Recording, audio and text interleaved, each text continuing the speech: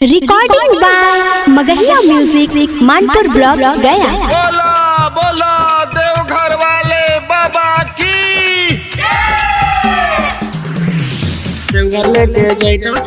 Music by PM Bihari. बोलबम के गाना बजी नाचे वाला गे, बोलबम के गाना बजी नाचे वाला गे। देवघर लेके जैतो छौड़ी डीजे वाला गे, देवघर लेके जैतो छौड़ी डीजे वाला गे। बड़ा बड़ा साउंड है हुजे वाला गे, बड़ा बड़ा साउंड है हुजे वाला गे। देवघर लेके जैतो छौड़ी डीजे वाला गे, देवघर लेके जैतो छौड़ी डीजे वाला गे। देवघर लेके जैतो छौड़ी डीजे वाला गे।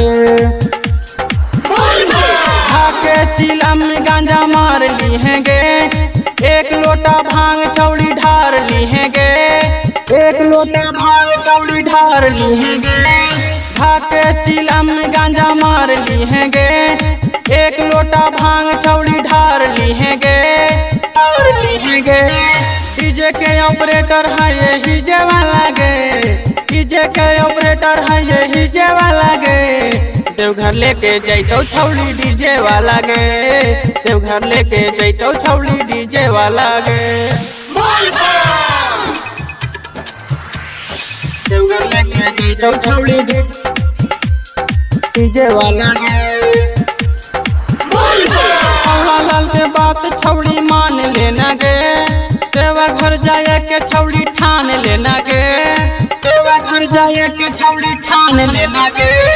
छौड़ा लाल के बात छौड़ी मान लेना गे, देवघर जाए के छौड़ी ठान लेना गे, ठान लेना गे।